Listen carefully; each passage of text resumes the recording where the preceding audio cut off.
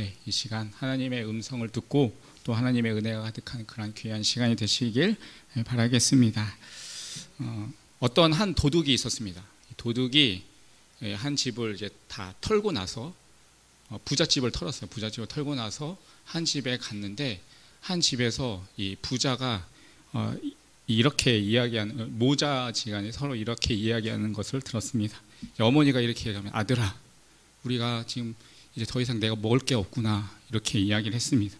순간 이 도둑은 내가 지금 들어간 이 집이 가난한 집이구나라는 생각이 들었습니다. 그럴 때 이제 아들이 이렇게 이야기합니다. 엄마, 그러면 저는 똥이라도 먹겠습니다. 이렇게 얘기하는 거예요. 그래서 도둑은 이 집이 너무나 지금 먹을 게 없어서 아들이 똥이라도 먹는구나 라고 생각하면서 돈 보따리, 자기가 훔치고 왔던 돈 보따리를 그 집 앞에 놓고 갔습니다. 그런데 알고 보니까 그 이야기가 무슨 얘기일까요? 화투치는 얘기였습니다. 엄마가 난 더 이상 먹을 게 없구나. 엄마, 그럼 저는 똥이라도 먹겠습니다. 네. 도둑은 그게 가난한 집인 줄 알았는데 알고 보니 모자가 서로 화투를 치고 있었던 상황이었습니다. 여러분, 이렇게 우리가 무엇인가 귀로 듣고 본다고 하지만 우리가 듣는 것이 전부가 아닐 때가 있습니다. 여러분, 우리가 흔히 색안경을 끼고 본다라고 이야기를 많이 하고 있습니다. 그래서 파란 안경을 쓰고 세상을 보면 어떻게 보이죠? 파랗게. 빨간 안경을 쓰면 빨갛게. 어떤 분이 그랬죠. 검은색 선글라스를 끼고 방 안에 들어와서 왜 불 안 켰냐고 계속 불 켜라고 했는데 알고 보니까 선글라스를 끼고 있어서 온 세상이 지금 안이 검게 보였던 것입니다. 여러분, 우리가 살아가면서 우리가 겪었던 그러한 경험들을 통해서 자신만의 그 안경을 만들고 그것을 쓰고 다닙니다. 그리고 그 자신만이 겪었던 그 경험이 그 안경을 쓰고 세상의 사람들을 바라보면서 그것을 보게 되기 때문에 때로는 그것을 왜곡해서 보게 될 때가 있습니다. 여러분, 이러한 자신만의 안경을 쓰고 보는 것을 우리는 관점이라고 말을 합니다. 관점이라는 것은 어떠한 사물을 이렇게 보거나 관찰할 때 그 사람을 보고 생각하거나 판단하는 그 행동 양식을 관점이라고 말을 합니다. 관점을 여러 가지로 나눌 수 있지만 보편적으로 이걸 부정적으로 보느냐 아니면 긍정적으로 보느냐라고 우리는 나눌 수가 있겠습니다. 부정적인 관점을 가지고 있는 사람, 그 부정적인 관념과 그 부정적인 안경을 쓰고 있는 사람의 특징은 무엇입니까? 항상 비판적인 성향을 가지고 있는 것입니다. 그래서 어떠한 말을 해도 늘 비판적으로 말을 합니다. 또 생각을 해도 늘 부정적으로 비판적으로 생각을 합니다. 좋은 면들이 분명히 있는데 그 좋은 면들은 보지 못하고 그곳에 어떠한 부정적인 면들 아니면 안 좋은 면들만들을 보면서 그것을 더 부각시키는 그런 모습을 합니다. 그래서 만나는 상황에 대해서 때로는 부정적인 생각들을 가지면서 그 상황들을 절망적인 것으로 생각하는 경우가 있습니다. 그런데 이런 부정적인 사람들은 주변을 더 부정적으로 오염시킵니다. 주변에 있는 사람들에게 늘 부정적인 말, 비관적인 그런 말들을 함을 통하여서 주변 사람들도 계속해서 그 이야기를 듣다 보니까 자신도 모르게 그러한 부정적인 생각들, 부정적인 말들이 점점 흡수되기 시작하는 것입니다. 그래서 어떤 사람들은 이 부정적인 사람 옆에 있는 그러한 것은 담배를 피우는 사람들의 앞에서 하루 종일 같이 있는 것과 그 담배 옆에 연기를 맡는 것과 같다라고 또 말을 하기도 합니다. 담배 피우는 사람 옆에 혹시 계셔보셨나요? 제가 고등학교 때쯤에 이제 PC방이 생겨서 한참 이제 공부를 하다가 이제 좀 실시간에 PC방 하는데 그때는 이제 PC방에서 지금은 담배를 못 피게 되었는데 그때는 이제 담배를 많이 피우는 사람들도 있었습니다. 그래서 하루 1시간, 2시간 정도 담배 그 PC방에 있다가 나오면 저는 담배를 안 폈는데 꼭 제가 담배를 핀 것 같은 그러한 이 담배 냄새에 쪄들어 있는 그러한 그 상황들을 제가 있었습니다.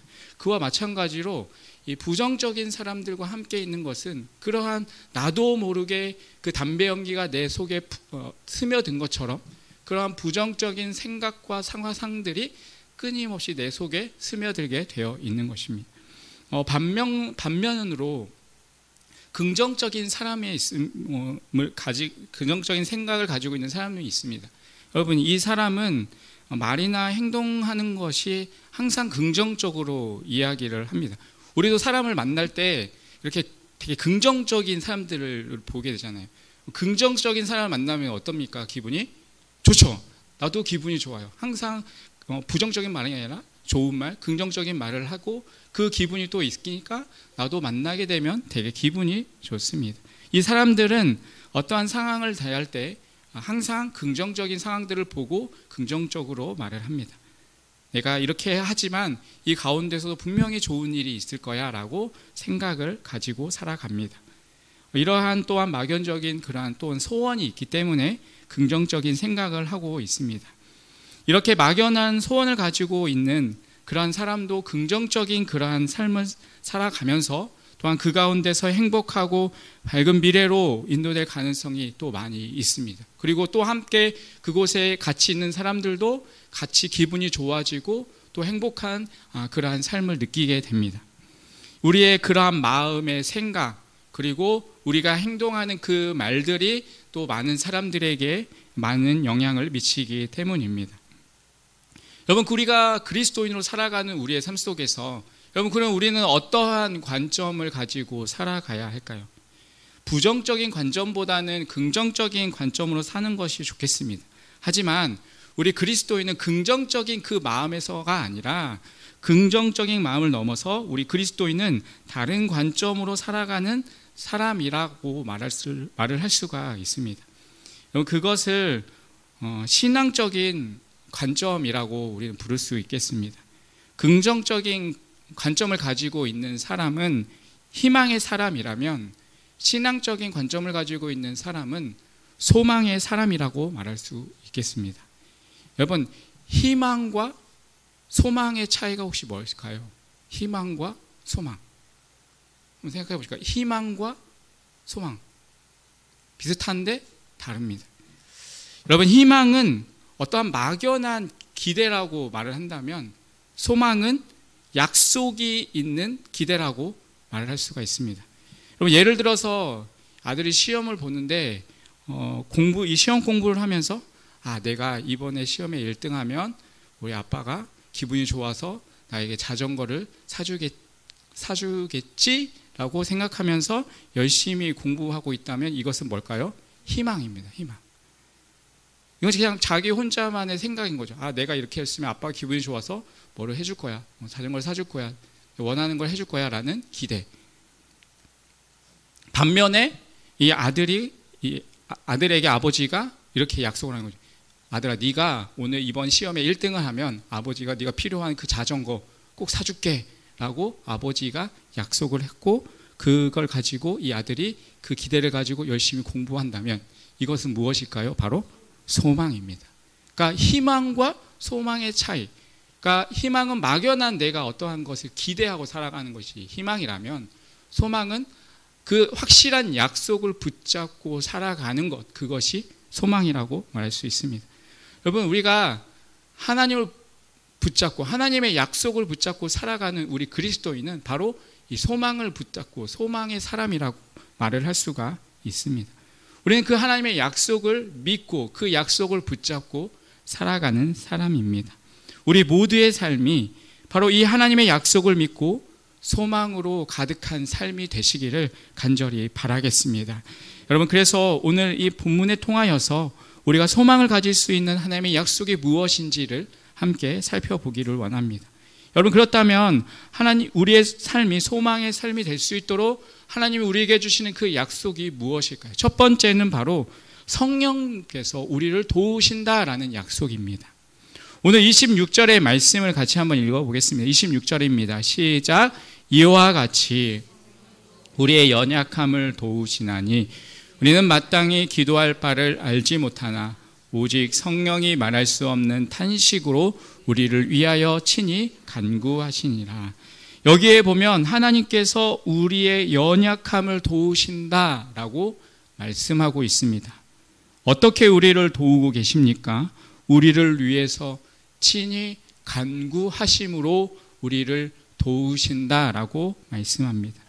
왜 성령이 그런 말할 수 없는 탄식으로 우리를 위해서 이렇게 간구하실까요? 우리가 마땅히 기도할 것을 모르기 때문에, 즉 무엇을 기도할지 잘 모르기 때문입니다. 그래서 오늘 본문의 27절엔 이렇게 말씀하고 있습니다. 마음을 살피시는 이가 성령의 생각을 아시나니 이는 성령이 하나님의 뜻대로 성도를 위하여 간구하심이라 라고 말씀하고 있습니다.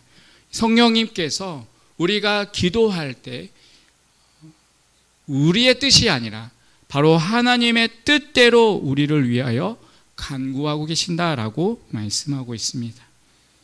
여러분, 그러면 우리가 기도하는 기도가 잘못된 것일까요? 여러분, 생각해 본다면 사실 우리의 기도가 잘못된 기도가 될 때가 참 많이 있는 것 같습니다.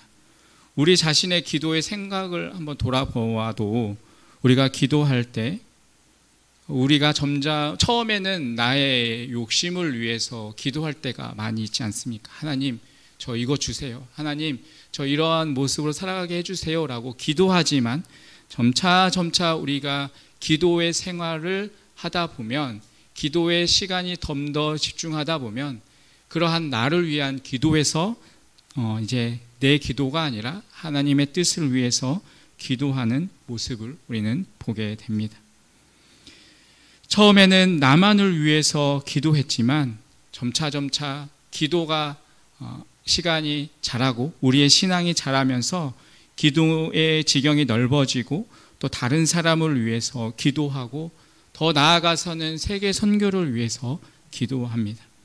여러분, 우리의 신앙이 자라도 우리의 기도가 잘못된 기도가 될 때가 또 많이 있습니다. 우리의 기도가 잘못되는 궁극적인 이유를 야고보서 4장 2절에서 3절은 이렇게 말하고 있습니다. 제가 읽어드리겠습니다. 너희는 욕심을 내어도 얻지 못하여 살인하며 시기하여도 능히 취하지 못함으로 다투고 싸우는도다. 너희가 얻지 못함은 구하지 아니하기 때문이요 구하여도 받지 못함은 정욕으로 쓰려고 잘못 구하기 때문이라 라고 말씀하고 있습니다. 우리가 기도의 응답을 받지 못하는 궁극적인 이유는 첫 번째는 하나님께 간구하지 않기 때문인 것이고, 또 한 가지는 우리의 인간의 욕심, 우리의 고집, 정욕에 붙잡혀서 우리의 욕심대로 우리의 기도가 그렇게 잘못된 기도를 하고 있기 때문인 것입니다.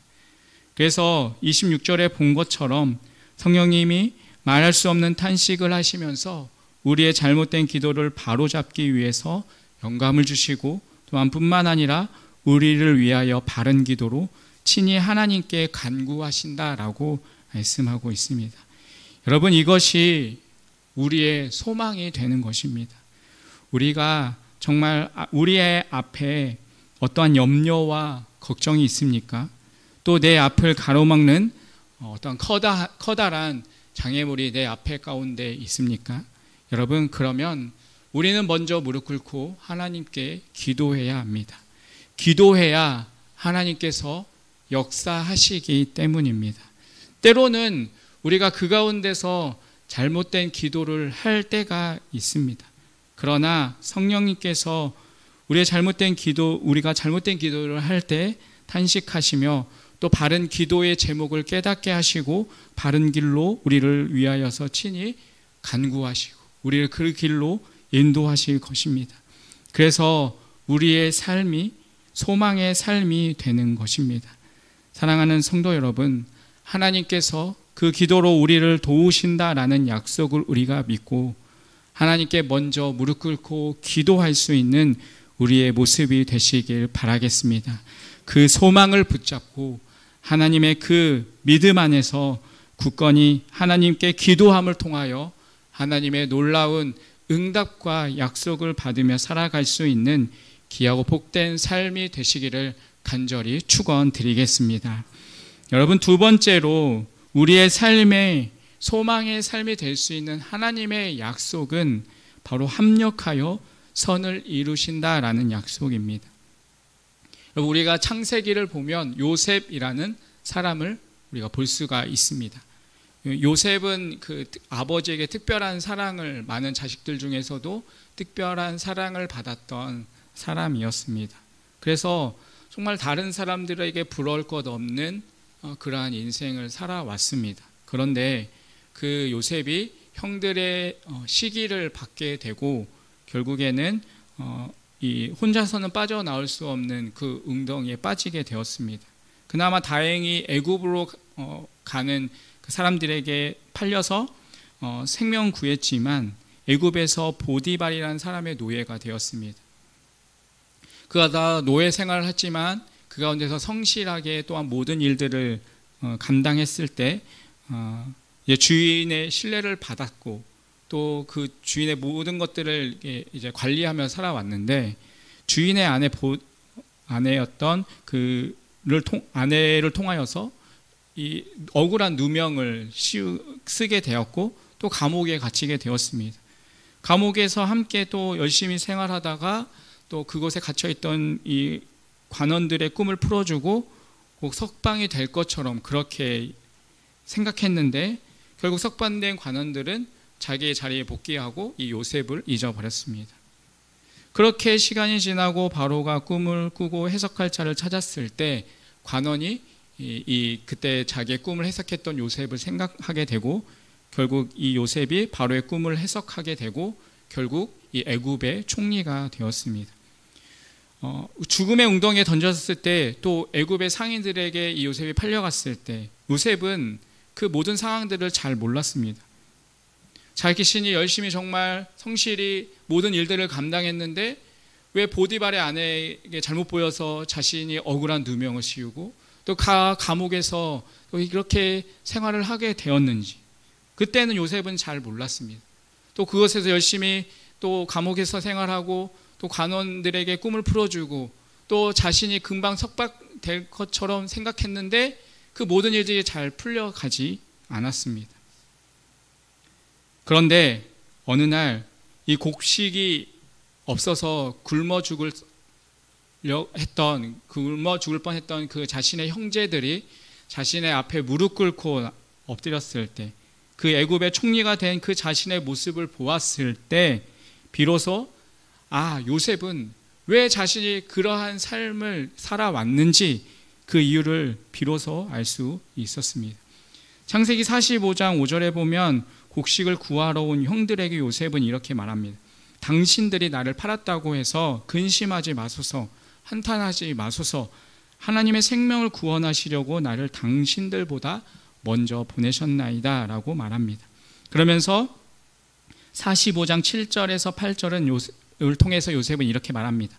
하나님이 큰 구원으로 당신들의 생명을 보존하고 당신들의 후손을 세상에 두시려고 나를 당신들보다 먼저 보내셨나니 그런즉 나를 이리로 데리고 오신 이는 당신들이 아니요 하나님이시라. 하나님이 나를 바로에게 아버지로 삼으시고 그 온 집의 주로 삼으시며 애굽의 온 땅의 통치자로 삼으셨나이다.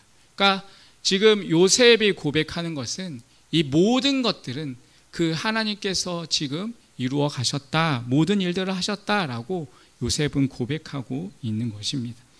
아버지와 형제들을 가뭄에서 구하고 결과적으로 이스라엘 민족을 세우기 위해서 하나님께서 먼저 요셉을 그 가운데 보내셨고 하나님이 그 모든 일들을 이루어 가셨다라는 고백입니다. 그러한 고통의 가정 속에서도 하나님께서는 함께 하셨고 또한 때로는 이 요셉을 그 고통과 힘든 과정들 가운데 그를 인도하셨다라는 것입니다. 여러분, 우리의 삶 가운데도 이러한 상황들이 있지 않습니까? 그때는 내가 이해할 수 없었는데 지나고 보니까 결국은 하나님께서 내 삶 가운데 선한 결과를 가져왔다는 것을 우리가 경험하고 생각할 때가 있지 않습니까? 그래서 오늘 본문의 28절에 이렇게 말합니다. 우리가 알거니와 하나님을 사랑하시는 자 곧 그 뜻대로 부르심을 입은 자들에게는 모든 것이 합력하여 선을 이루느니라 라고 말씀합니다. 이 말씀은 우리가 알거니와 라고 시작을 하고 있습니다. 우리가 하나님의 말씀을 통해서 알았듯이 또한 우리의 경험을 통해서 알았듯이 우리는 알고 있습니다. 무엇을 알고 있습니까? 바로 하나님을 사랑하는 자 곧 그 뜻대로 부르심은 입은 자들에게는 모든 것을 합력하여 선을 이루시도록 하나님이 만들어 가신다라는 사실입니다. 여러분, 이것이 바로 우리의 소망이 되는 것입니다. 우리가 만나는 삶 속에, 우리가 살아가는 삶 속에서 참 많은 것들을 우리가 경험하고 또 많은 것들을 살아가지만 그것 가운데 우리가 주목할 것은 때로는 우리가 이해할 수 없는 그러한 상황들, 또한 어려움들, 그 모든 것들이 또한 우리의 삶 속에서 하나님의 선한 결과로 이루어 가시는 것이기 때문에 우리는 그 가운데서 좌절하고 절망하고 쓰러지는 것이 아니라 우리는 그 소망을 붙잡고 믿음으로 일어설 수 있다라는 것입니다. 사랑하는 성도 여러분, 기억하시길 바라겠습니다. 하나님께서 지금 선을 만들어 가시는 과정입니다. 여러분, 이것을 하나님이 우리에게 약속해 주셨습니다. 여러분, 영화를 보면 주인공이 죽을까요? 안 죽을까요? 안 죽습니다. 아무리 총알이 빗발쳐도 주인공은 총을 피하고 안 맞습니다. 총알이 피해갑니다. 그런데 주인공이 총에 맞았어요. 죽었어요. 그런데 갑자기 다시 눈을 뜹니다. 갑옷을 입었든지 안에 이 핸드폰이 들어있어서 총알이 여기에 막혀있든지. 주인공은 죽지 않습니다. 왜 그렇습니까? 시나리오가 그렇게 되어 있기 때문입니다. 여러분, 우리의 삶도 마찬가지입니다. 하나님께서 우리의 삶을 이끌어 가시고 여러분 만들어가는 과정입니다. 모든 것을 합력하여 하나님이 선을 이루어 가고 계시는 것입니다. 우리의 삶을 살펴보면 하나님의 손에 의해서 합력하여 선을 이루어 가시는 것임을 우리는 기억해야 합니다. 하나님께서 우리에게 좋은 결과로 그 모든 것들을 만들어 가실 것입니다. 여러분, 태풍이 불 때가 있습니다. 태풍이 일어나는 그 바다를 보면서 우리는 무섭다는 생각이 듭니다. 그 정박해 있는 배들을 정말 삼킬 것 같고 정말 무섭고 그 바람이 센데 여러분, 풍랑이 왜 일어나게 될까요? 그냥 잔잔한 바다가 있으면 더 고요하고 평안하지 않겠습니까? 그런데 여러분, 우리가 잘 아시다시피 태풍이 한번 일 때 바다가 뒤집히면서 이 바다 깊은 곳에 산소가 공급된다고 합니다. 그러니까 그 태풍이 일어나는 것들도 또한 그 하나님의 섭리 가운데 그 모든 상황들을 이루어 가시는 그 과정인 것입니다. 여러분, 모든 것들이 다 필요합니다. 하나님께서 선을 만들어 가시는 과정인 것입니다. 사랑하는 성도 여러분, 혹시 여러분들 가운데 힘들게 하는 문제가 무엇입니까? 지금 여러분이 당장 여러분의 삶을 무너뜨리려고 할 것 같은 그러한 일들이 무엇입니까? 여러분, 하나님께서 그것을 선으로 만들어 가시는 과정이심을 기억하시길 바라겠습니다. 여러분, 우리에게는 그 약속이 있기 때문에 우리의 삶이 소망이 있는 것입니다. 사랑하는 성도 여러분, 그 소망을 가지고 우리가 어떠한 상황 속에서도 흔들리지 않고 그 믿음으로 승리할 수 있는 그러한 우리의 삶이 되시기를 간절히 축원드리겠습니다. 그리고 마지막으로 우리의 삶이 소망이 될 수 있는 하나님의 약속은 바로 우리를 의롭게 하시고 영화롭게 하신다라는 약속입니다. 여러분, 하나님이 우리를 부르셨습니다. 그리고 아무런 자격이 없는 우리를 의롭다 하셨습니다. 오늘 본문의 30절의 말씀에 이렇게 기록합니다. 또 미리 정하신 그들을 또한 부르시고 부르신 그들을 또한 의롭다 하셨다라고 말씀하십니다. 그렇게 하나님 우리를 부르시고 우리를 의롭게 하셨고 아무런 자격이 없는 우리들이 하나님의 자녀로 살아가는 그 복을 주셨습니다. 여러분, 하나님이 우리에게 복을 주셨는데 여러분, 우리가 복을 받았다라고 생각할 때 우리가 생각하는 복은 무엇이죠? 무엇일까요? 복이, 여러분 생각하는 복은 무엇입니까? 환경 아닌가요? 잘 먹고 잘 벌고 돈 많이 있고 그런 환경. 돈을 많이 벌어서 어떤 삶에 구애받지 않고 평안하게 자유롭게 쓸 수 있는 환경, 그것이 복이라고 생각합니다. 뭐 자식이 이제 시험을 보는데 대학에 떨어지지 않고 한 번에 착하고 붙는 것, 그것이 복이라고 말할 수 있겠죠. 그러니까 좋은 환경들, 돈을 뭐 자식이 좋은 직장에 들어가서 돈을 많이 버는 것, 우리는 그것을 복이라고 말할 수 있을 것입니다. 여러분, 그런데 우리가 한번 생각해 보아야 할 것이 있습니다.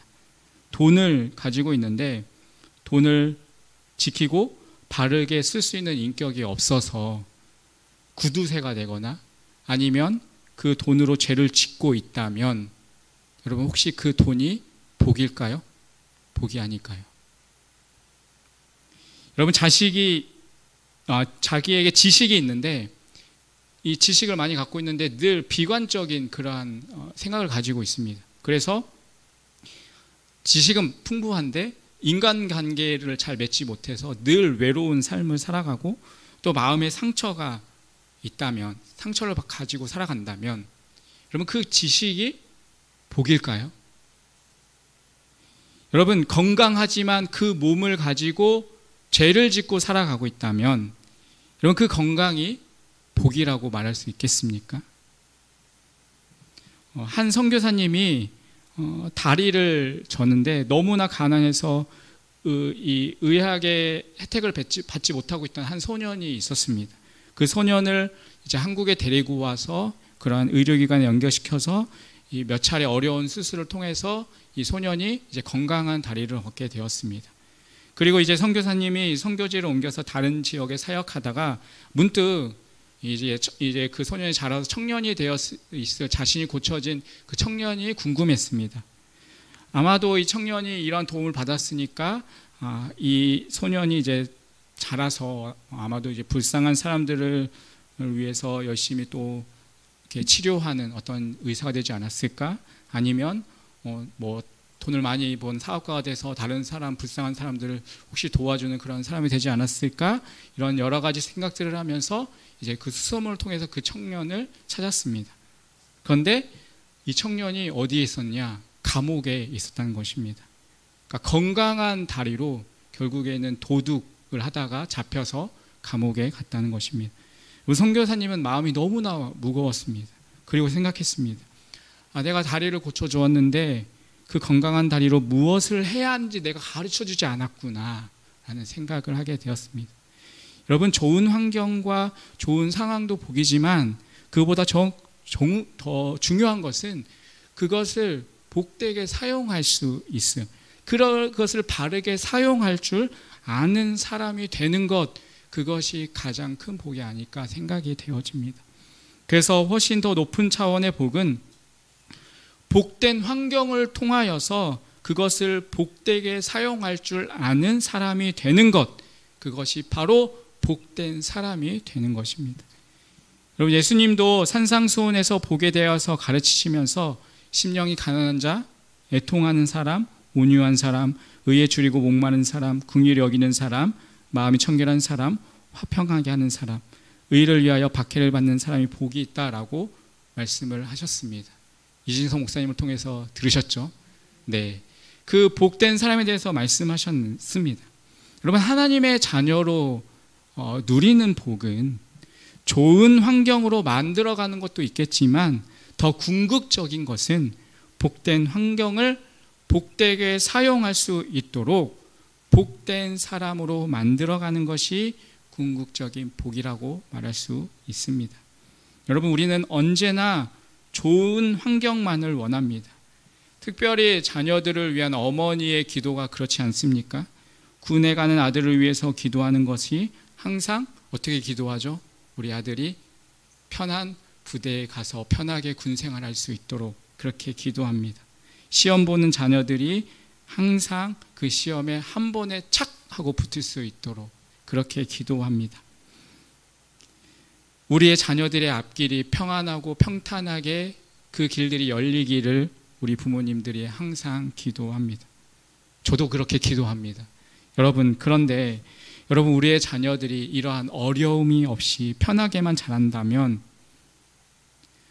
여러분, 그 자식의 삶은 어떻게 될까요? 그 어려운 일들을 경험하지 못하고 나아간다면 그 자녀들은 더 큰 사람으로 성장하지 못할 것입니다. 때로는 어려운 일들을 만나고 그 일들 가운데서 연단되고 또 훈련이 되어야지 세상에서 이기고 견뎌 나아갈 수 있는 사람이 되는 것입니다. 여러분, 군대에서 왜 그렇게 혹독한 훈련을 시킬까요? 그 훈련을 이겨 나아가야지만 더 강한 군인으로서 전쟁에서 승리할 수 있기 때문입니다. 여러분, 평안한 환경을 위해서 기도하기보다 어떠한 환경도 이길 수 있는 용기 있고 신앙 있는 그 복된 사람이 될 수 있도록 기도하시길 바라겠습니다. 여러분, 돈 잘 버는 부자만 되도록 기도하기보다는 그 번 돈을 복되게 쓸 수 있는 겸손하고 복된 사람이 될 수 있도록 그렇게 기도하시길 바라겠습니다. 어떠한 환경을 만나더라도 그 환경을 넉넉히 이겨 나아갈 수 있는 그러한 큰 용기와 신앙을 가진 복된 사람이 되도록 기도하시길 바라겠습니다. 여러분, 그럴 때 또한 우리에게 주어지는 하나의 중요한 약속이 있습니다. 30절의 말씀 마지막 분에 보면 의롭다 하시고 이롭다 하신 그들을 또한 영화롭게 하셨느니라 라고 말씀하고 있습니다. 결국 하나님께서 의롭다 하시고 또 하나님의 자녀로 삼으시고 결국은 우리를 어떻게 하신다라고 말씀하고 계십니까? 영화롭게 하신다 약속하십니다. 여기서 영화롭게는 궁극적으로 예수님이 임하시는 그날 우리가 영광스러운 몸으로 변화되게 되는 그 영화의 구원을 말하고 있습니다. 우리는 우리의 삶 속에서 때로는 많은 일들을 겪지만 그 가운데서 하나님이 우리의 하나님의 자녀로 삼아주시고 또한 모든 것들을 또한 합력하여 선을 이루어지는 그러한 삶 속에서 우리를 이끌어 가시고 결국은 우리를 하나님이 궁극적으로 영화롭게 우리를 만드시겠다라고 약속을 하고 있습니다. 여러분, 이것이 우리가 살아가는 동안 갖는 우리의 궁극적인 소망이 되는 것입니다. 사랑하는 성도 여러분, 우리가 결코 이 소망을 잊어버리지 않으시길 바라겠습니다. 무엇보다 성령님께서 우리를 위해서 기도하고 계신다는 그 약속이 있기 때문입니다. 또한 하나님께서 합력하여 선을 이루어 가시겠다라고 약속을 하셨기 때문입니다. 그리고 궁극적으로 우리를 의롭게 하시고 또한 영화롭게 하신다라고 하나님이 약속해 주셨습니다. 여러분, 그 약속을 우리가 붙잡고 또한 신뢰하면서 어떠한 상황 속에서도 우리가 낙심하거나 절대로 절망하지 말고 오히려 그러한 상황을 만날 때마다 하나님을 기대하고 또한 하나님을 소망하며 그 더 큰 소망을 가지고 살아갈 수 있는 그러한 우리의 삶이 되시기를 간절히 축원드리겠습니다. 그 약속을 붙잡고 그 소망을 붙잡고 그 모든 상황들을 넉넉히 이겨 나아갈 수 있는 그러한 우리의 삶이 되시기를 간절히 축원드리겠습니다. 기도하겠습니다. 하나님 아버지, 소망을 바라보며 살아가는 우리의 삶이 되게 하여 주시옵소서. 우리와 함께 하시며 우리를 위해 기도하시겠다 하시는 성령님의 그 약속을 붙잡고 어떠한 상황 속에서도 우리가 낙심하거나 절망하지 않고 살아갈 수 있는 믿음을 더하여 주시옵소서. 예수님의 이름으로 기도합니다. 아멘.